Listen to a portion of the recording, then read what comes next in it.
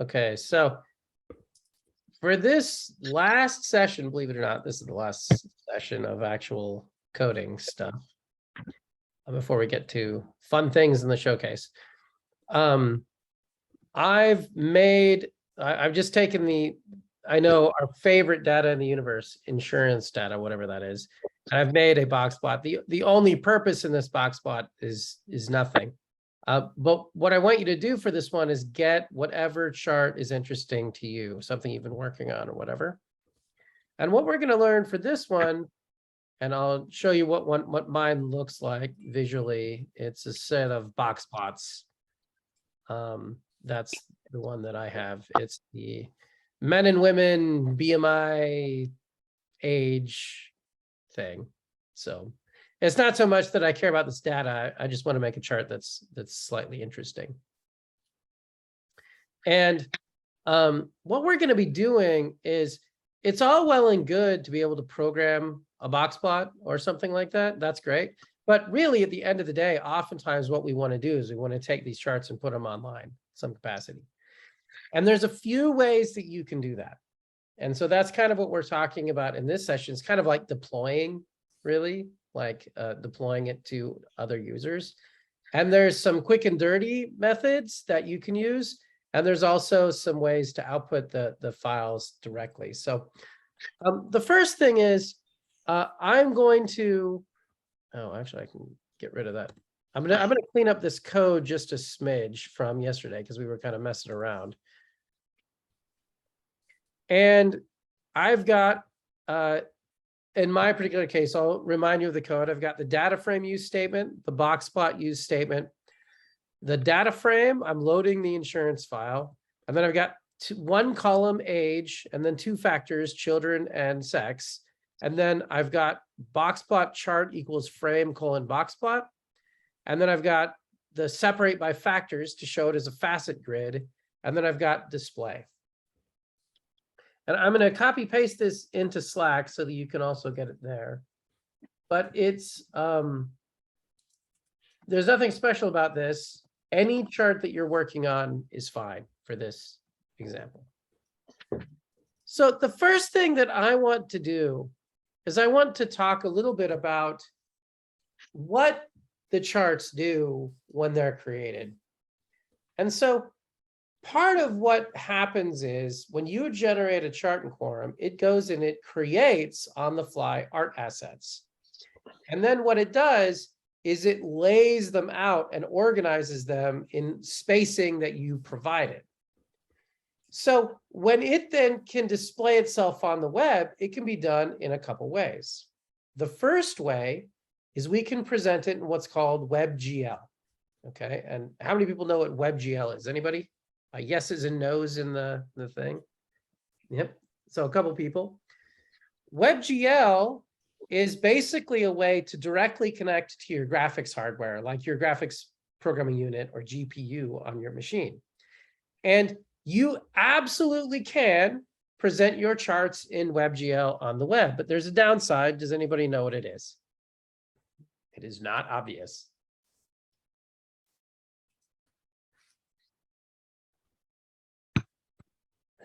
If you're on a Chromebook or a laptop, what might be one reason why you might consider not using WebGL?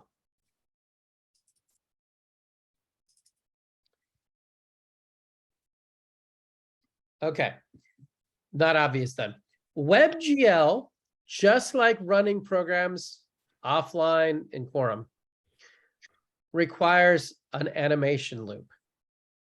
And that's hidden from you as the programmer. Like, you don't see an animation loop in this code, you just call display, and then somehow it magically displays itself. But behind the scenes, it requires an animation loop. And there's two things to consider here. Number one, as the animation loop gets tighter on the web, meaning if you have too many frames of animation too quickly, it actually stars out screen reading devices. So if you run it as WebGL online, I saw Sarah for just a moment, then it can starve out a screen reader because it's doing too many frames of animation and they're linked. I won't go into the details about why they're linked and how they're linked because it's, trust me, it's not simple. But nonetheless, my point is, if you do that, you have to be careful about limiting the number of frames per second. By default, if you run a program online with the display function, it limits it to, I think, was it 24 frames a second or no? I think 10. we reduced it to 10. Yeah. I think we did, because they're static images, so that's not really very relevant for the display function. So that's consideration number one. And the second thing is, because you're running essentially OpenGL online, can actually suck down your battery a bit. So if you're on like a web browser, it can actually make your computer heat up just a smidge, not in a dangerous way, it's just graphics. But nonetheless, it's a little bit more hungry for CPU time and GPU time than having an image, okay? Well, you can deploy that way if you want to. The second way that you can output this stuff is to do SVGs, or scalable vector graphics. And I'm going to show you some examples of what those files look like so you can see what they are. And then I'm going to show you what they do in a browser. So let's start there. Of course, I can't click that button because of Zoom. Thank you, Zoom. So if I go in and I look at an online image, oh no, wait, let's do this properly. Okay, let's find an image of Darth Vader. Yes, my favorite Star Wars character, Darth Vader. Darth Vader, yes. And if I look at the source code for this image, it has a source. It has an alt. Good job, StarWars.com. Yeah. And it just says Darth Vader. It doesn't say his menacing look or proper stature, but never mind. And then it says .jpeg. It's basically just saying, here's where the image lives. Okay. But if and this is also true even for SVGs. Oh, that's funny. In an SVG, you'll notice that there is structure on the bottom here. There's weird stuff, rect, lines, paths, things like that.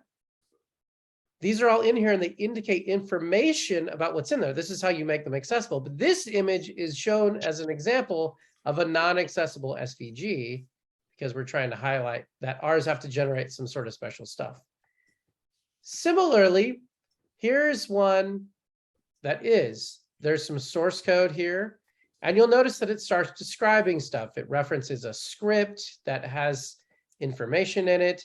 It has tab index markers. It has different kind of markers related to what's in this. There's all sorts of information that's put in there. There's ARIA tags related to what's going on. These SVGs have to be created in a specific way to make them accessible. The fact that they have information isn't enough. That information has to be structured and controlled online. So my point is, the sheer fact that this is a SVG file means that it has structure to it under the hood. It's not just a list of pixels. It's a list of things that can be drawn. But that information must be structured in order for it to be accessible. Right? Okay, so now to make these, there's a couple ways that we can do it. So I'm going to go back to Quorum Studio. And the first thing I want to do is I want everybody in this chart:display call that they have, I want you to type true in there. Run your program and somebody tell me what happens.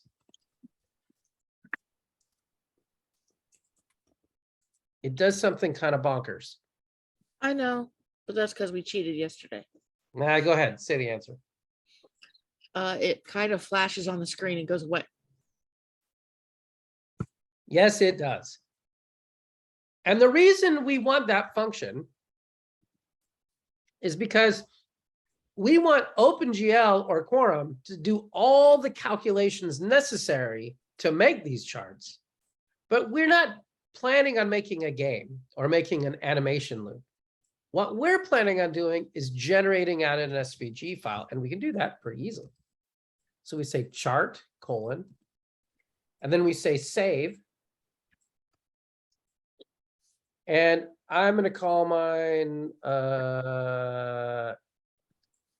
lame insurance example dot SVG. And I'm then going to run my program. When I do that, although you can't see it because of the way I'm sharing my screen, but when I run my program, it flashes up the box plot on the screen. And then inside my hard drive,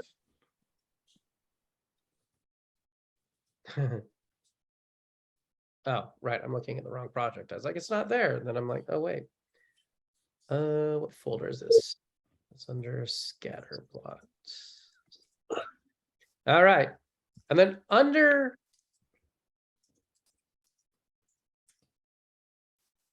if I pull this up,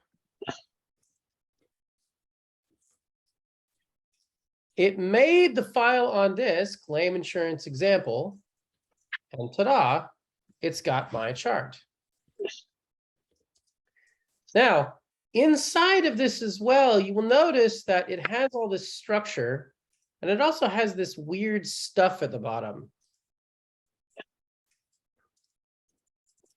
And to be honest with you, I'm hoping Tim Cluthy's on the call because I don't actually remember what that is. Tim, do you remember? Are you on the call? That is the script block, which is necessary for giving some of the extra navigation features like the by value order. Oh, And yeah. it's not actually an SVG supported element. So it ends up showing up if you just open up the SVG itself without the CSS. Shouldn't that be in a display? Oh, because you have to have, oh, right. We could inline yeah, okay. I see what you're saying. Okay. Yes. So they're generated in a specific way, and it's plausible that we will change this over time as we kind of figure out what the community wants and needs and stuff like that. But the point is, I don't now need Quorum. There's no animation loop, at least not explicitly in OpenGL. And I'm not going to see much in the way of resources on my machine other than what's normal in Firefox or Chrome or whatever you're using. And all of a sudden, I've got myself an SVG. So before we move on, let's have everybody do that for your favorite image that you've made or chart and make an SVG so I can make sure everybody can do it.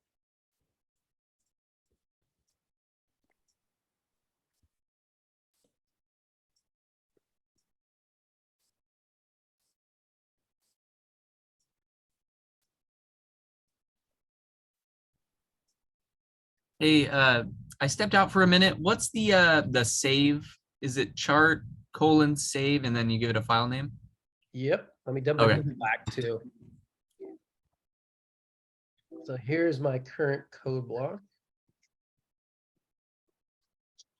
And then I guess the second part of that question would be like, if you had already set like a size for the display, how do you add that with the true value? Do you just do two statements? Let me show you. Okay, cool, thank you. So if I have this display and I want it to be, let's say 200 by 200, I can add that in right before the true. And if I do that, or actually I'm going to make sure that it looks okay. Yep, it makes a tiny little image. And then if I go true there, and I'll see what it does to the file.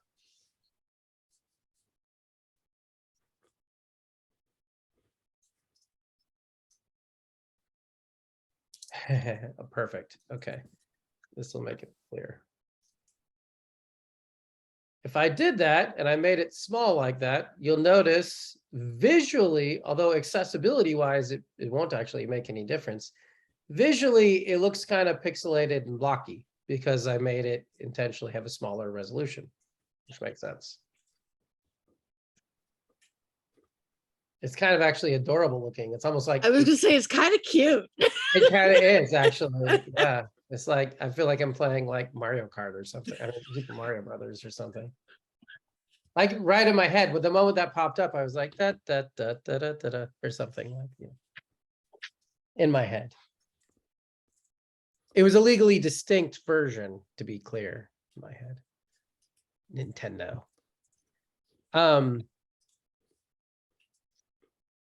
Okay.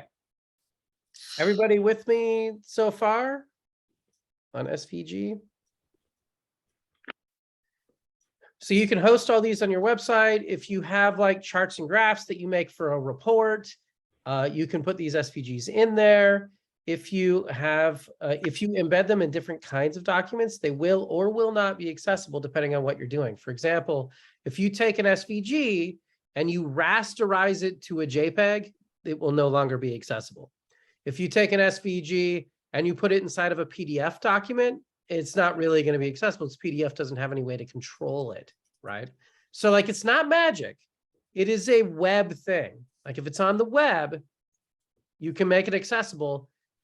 But, and this is a very important but, we have to embed the CSS and JavaScript to do it. So let's talk about that very briefly. Web uses almost exclusively JavaScript for running code.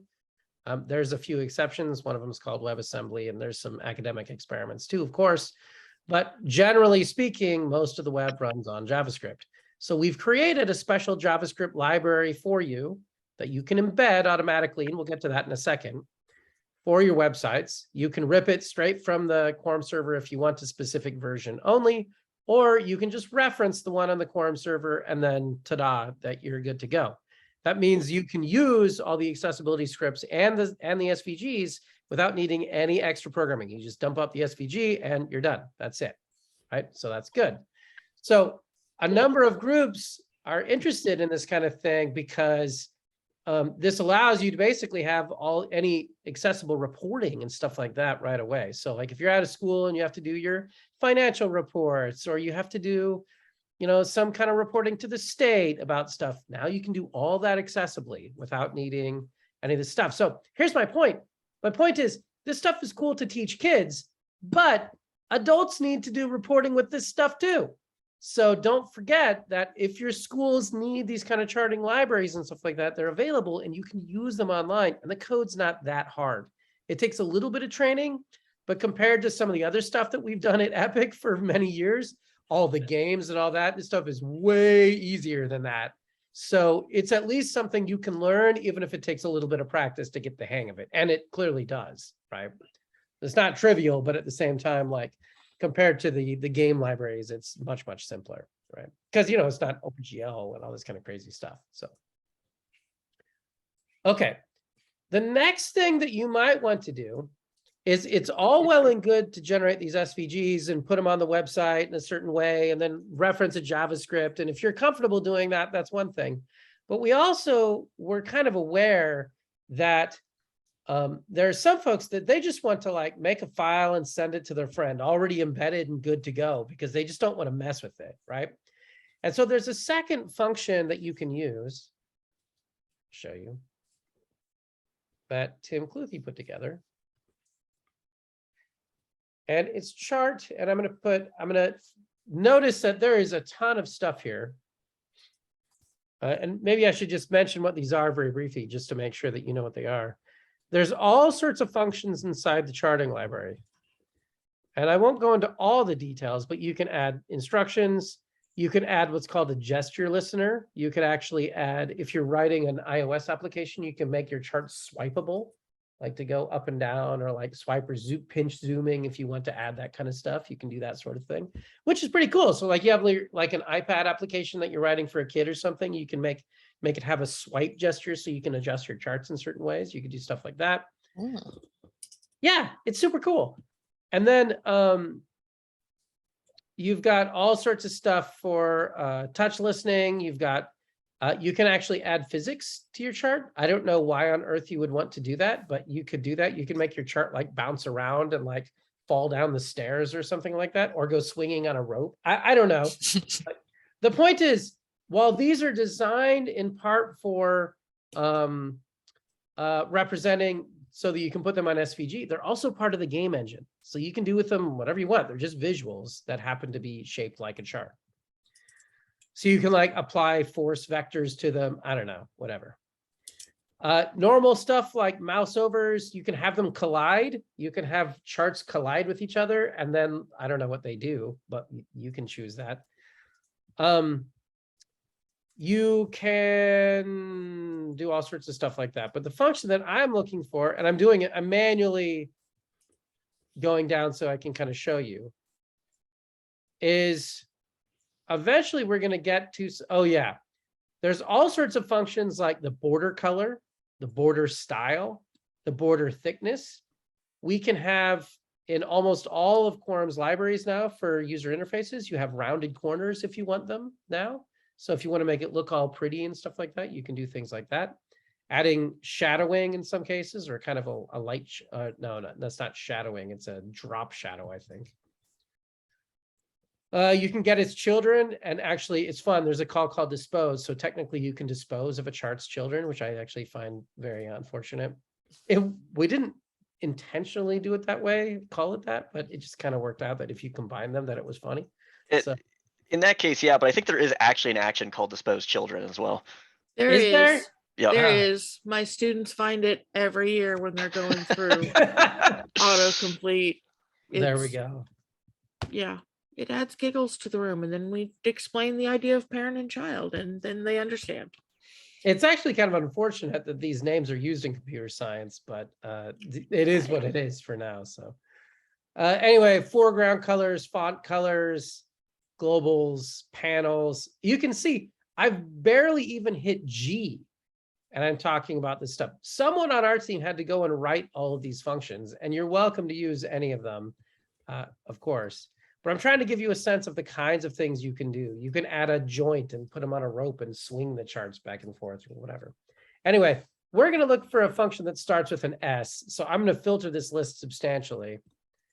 And I'm going to kind of start scrolling down about separating by factors, by series. We can set accent colors. This allows you to change a lot of the color palette type stuff. And we're going to look for a function called, okay, I went down to SH and it's still giant. So there we go. We're going to go down and we're going to look for a function called share. We'll dispose of the children, but we'll share. Yes, we'll dispose of the children and then share the result. Why are the children disposed of? And what does that mean? It just means they didn't get ice cream. Anyway. But they did get attacked by sharks? I hope not. But I will give my children ice cream. So there's that. Okay. Thought I'd end that. Since we're being recorded. Sorry. No, it's fine. I'm joking. They won't get ice cream. I don't know. My youngest daughter is 4. Of course she gets ice cream. She just has to say, bup. And then anyway, I'm a softie. So if I share, this function is actually asking for the name of a file as well, but it's asking not for the name of an SVG, it's asking for the name of an HTML file.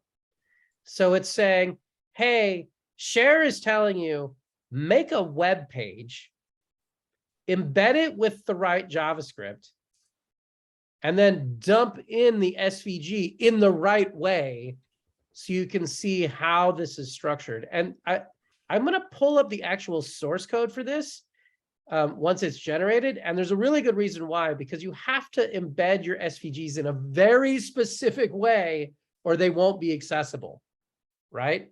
And it's really important. If you do it wrong, it will not work. And there's good reasons for it related to the way HTML is processed online. So just be aware. So I'm going to call it lame insurance example.html. Yeah, I'm going to run it. I'm going to do both. And you know what? Oh, and let's get rid of that 200, Mike. I'm just kidding. And I'm also going to say output. Oh, wait, no. After disposing of the children, we have written to disk QED, which is a math term to say that the proof is done. And I don't know what it means in this context. I'm just being silly, but okay. I'll change that to done. And I'm going to put my code into Slack again so that you can copy paste it if you'd like.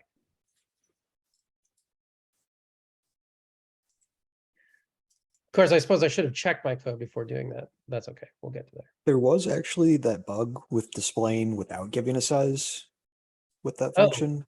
Really? So you Oh. may want to give it a size. Yeah, mine is like cut off about 2/3 across the X and about 3/4 on the Y, even Oh. with a size.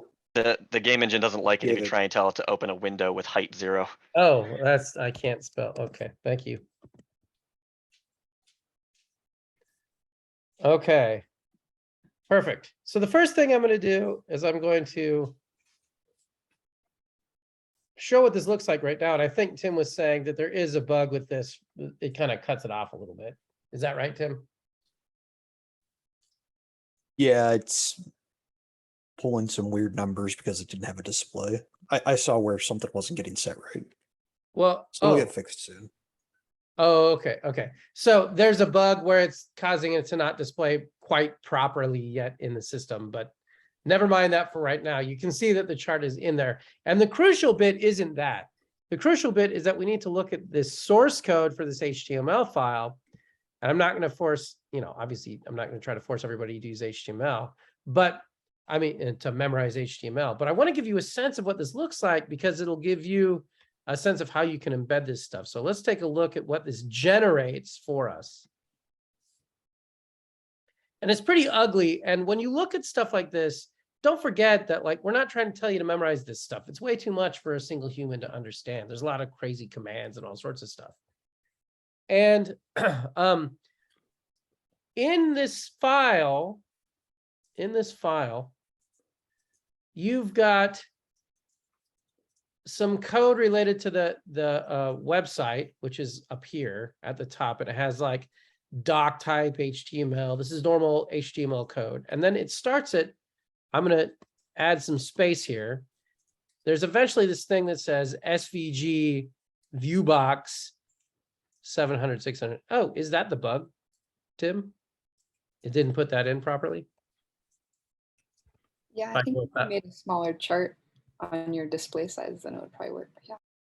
Oh, interesting. Oh, yeah, that did actually change it too. Interesting. Well, in any case, these numbers can be adjusted. It doesn't really matter. And we'll fix that up. But you'll notice that once we get into the file, there's a mountain of stuff that is generating. Like I'm trying to go all the way. It generates 900 lines of code, something like that, which is a pretty substantial amount because it's generating all the structure for the information. But you'll notice for anybody that does web-based programming, this code is embedded into the web page raw. There's not a tag referencing this code. It's embedded raw. And it turns out that that's really important. In our internal testing, and maybe there's a way to do it that we haven't noticed. In our internal testing, if you just use an IMG tag on the web, and then you put a reference to the SVG, this will not be accessible. It will not work. It seems to kind of like blow away the accessibility information. So instead, what you do is you need to either write a script or do something so that it takes the SVG information and places it in the browser, right, into the HTML raw. And if you do that, all the ARIA tags and stuff like that are embedded, and ta-da, you've got yourself accessible graphics, right, in an SVG format. So my point is, when you call this share function, the minor little bug aside about sizing, when you call the SVG function, the share function, it creates a default web page, and you can literally take this HTML file and just send it to somebody else. So I'm going to do that right now, just so you can see what that does. So if I can add my little lame insurance example, and ta-da, I've added it to Slack, and anybody else can then run that web page in normal Firefox without any additional stuff. Okay, so last thing that Except in Chrome if you're using JAWS. Except, no, isn't it Firefox with JAWS?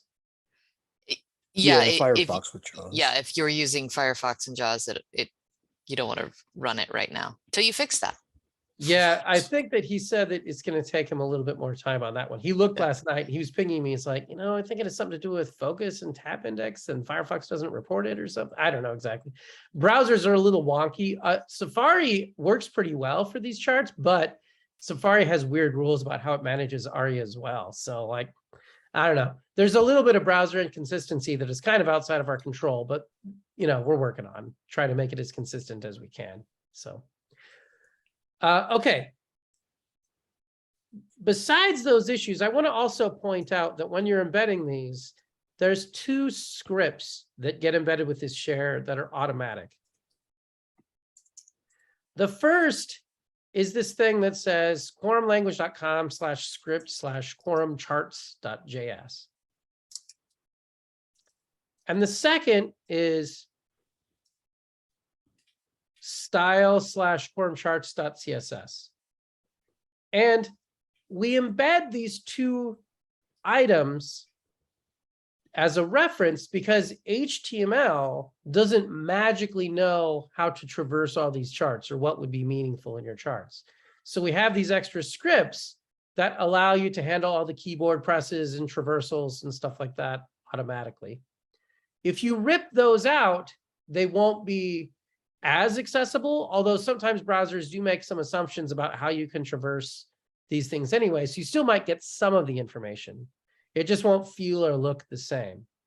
But crucially as well, you can also take those scripts, copy them to your local servers if you want to, and then you can have local versions of the files if you want to make changes to them, adjust to them, and stuff like that. Because it's all BSD licensed, open for any purpose, you can take those scripts and you can modify them for however you see fit. And then you can modify all the colors and stuff to fit your school's system, however you have it on your end. But the point is, this share file gives you a sense of how you could deploy this to your servers, or how you could just send a file to somebody else and have them see your accessible graphic and use it without really any extra effort. You just say, dump the HTML out to me, and then that's it. Okay, Tim, am I missing anything here? I think that covers it. Okay, so let's do questions. Any questions on this? This part is the most confusing because it's not really quorum code. It's more like embedding it into other things. So like, I'm not imagining that anybody's going to look at all these examples and know exactly what all the SVG junk means, because it's kind of gross. I don't know it either, to be honest. I think Tim knows this stuff now. Hannah probably does too, but I'm not an expert in SVG generation. So, so questions on the embedding stuff? Does this make sense? Okay, so then let me ask you a question. A lot of times schools or places like APH, whatever, they do have to put out these like reports, and they end up going online and stuff like that sometimes. If you were making those, is there anything else that you would need to be able to use this system on your websites in your context? I think one question that'll come up is about security.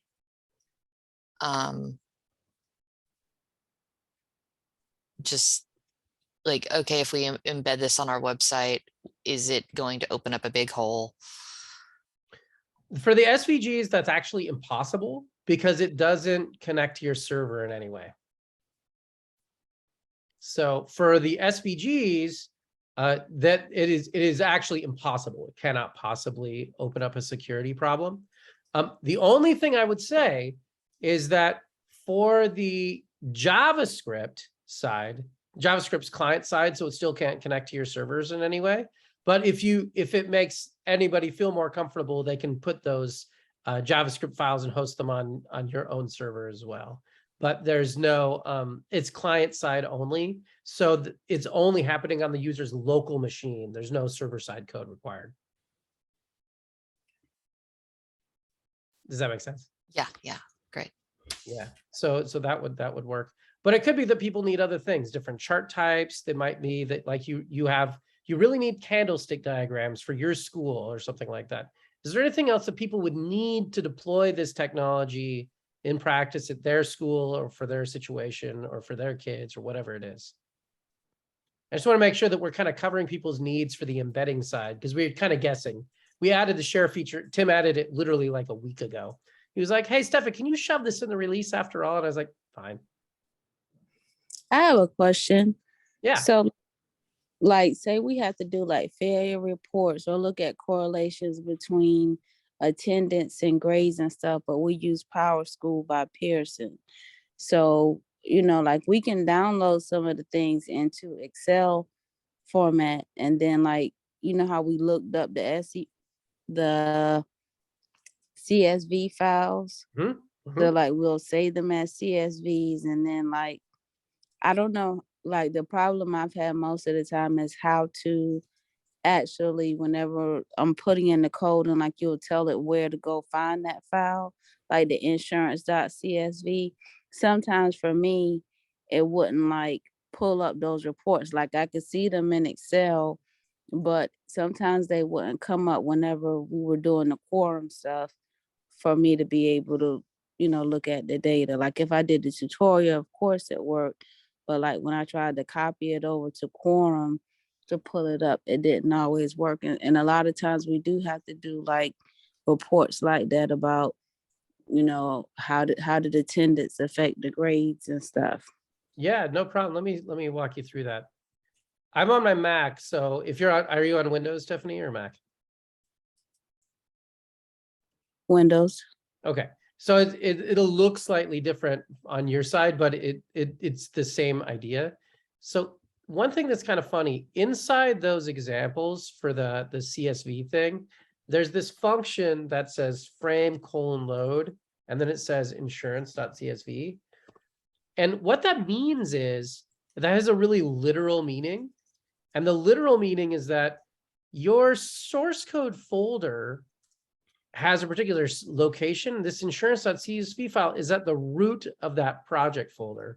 So if I go to share screen on Quorum Studio again, if I click on the scatter plot, it has this properties window.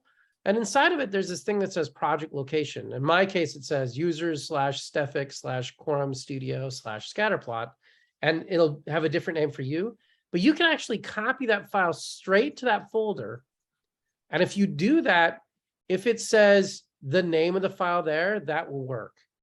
Because that's saying the literal location that it needs to live for it to reference it by its name. So, and if you ever get stuck on that, you're welcome to like ping on Slack even after the conference and just say, hey, I'm trying to get this file to load at this spot, and somebody will help you. It's no problem at all. Okay, thank you. Yep. But yeah, that's a great example of something you can use it for. If you need to make a chart for a class about correlation about student grades or whatever it is that you're doing, you can now do that in an accessible way, and you can even use it online. So. Okay, is there any other barriers that you would need to use this stuff for your schools or your classrooms or stuff like that? Chart types or stuff like that? Do you need flowcharts? Do you need candlestick diagrams? Do you need Venn diagrams? Do you need, is there something particular that you need? Venn diagrams and flowcharts come up fairly regularly. Fairly regularly? Yeah. Okay. For what do you use those for? Those are more for mapping out projects, planning for events and webinars, and showing like the structure of the company, who's in charge of what. Gotcha. Okay, that makes sense. Okay, and Venn diagrams, I've always seen them as kind of being like in lower level classes. Yes. Yeah. I as a TVI, I saw that was something that happened a lot in elementary school, in literature in particular, comparing to characters, and then in older grades, it was a little bit more science-y, but in younger grades, it was definitely more English. That makes sense. Yeah, and again, there's that factor of like if the student then goes to a blind school, even though they're a sixth grader, they've never seen a Venn diagram, so we catch them up, Yes. right? And I would say the flow charts have popped up in CSP, Mm, and that was I really hope it didn't show up on the test because I was not successful in teaching that this year. mhm. Because they're weird. It was very hard to try and make that any kind of accessible. I'm not surprised. Yeah, exactly. Right. So I really hope it was just on an old version of something, but it popped up on practice questions this year for CSP Interesting. quite a bit. Okay, so Venn diagrams and flowcharts. Mhm. Any other stuff people would need to use for charts? Was it Tim, a it looks like you have something to say. tree? Go ahead. Was it a tree chart, or I'm trying to remember the name of it? Maybe it was a T chart. Stem and leaf. That might have been it. That's why I Those have are- tree in my head. Maybe Yeah. I'll pull this up from just a different perspective, just because this might give a sense. One of the things that we had discussed was if you look at something like Google Charts, they have quite a few things that are there. Geo charts, like maps, bar charts, combo charts, line charts we have, area charts, pie charts we have, bubble charts, tree maps. I don't know if anybody. Oh, that's what I was thinking of. Tree maps. Tables, but you can do those in HTML. Yeah. 6 gauge charts, timelines, org charts, which is kind of flowcharty. So I ask because, we're trying to do these projects related to data science, but at the end of the day, data science means different things for different people. Maybe you need maps, maybe you don't. And we've done some experiments here and there, but I'm trying to figure out, we want these technologies to be useful to the community, right? And so what else do you need? And so do some of those chart types, do you need them? Do you not? Like, would you use them? Would you not? I'd love to see what you would do with maps. Yeah, of course you would pick maps because it's Sorry. No, you're right. We've done some experiments. I know Hannah has been doing some experiments back and forth on that, and she's made quite a bit of progress, but I don't know. That one's pretty hard, isn't it, Hannah? I would imagine. Yeah, there's just a lot of, different ways to do it. There's like big regions all the way down to counties. Like, what do you? Yeah. Yeah, it's a big problem, but okay. All right. Well, then if that's the case, so sharing is not a particularly challenging topic. We've gone through everything I wanted to talk about. And we talked also briefly about what else we would need to actually make it useful for embedding at the schools. And we talked about the difference between saving as an SVG raw and also saving as an HTML file so that you can just transport files back and forth. Saving raw is the save function, and sending it as HTML is the share function, or action, I guess I should say. Besides that then, so we have we said at 10 o'clock. So why don't we actually take a little bit of a break? Let's just go 10 minutes and we'll come back at 9:55. And at that point, we are going to leave it over to William, and William is going to show us a demo. And I have no idea what he's going to show us, which is probably how he likes it. So, we always try to push the boundaries of what we can do graphically and accessibly. That's a hard problem, but so we'll see what he comes up with this year. So, okay, so 10-minute break, and then we will come back. Let's flip off the recording or turn it off. Yes.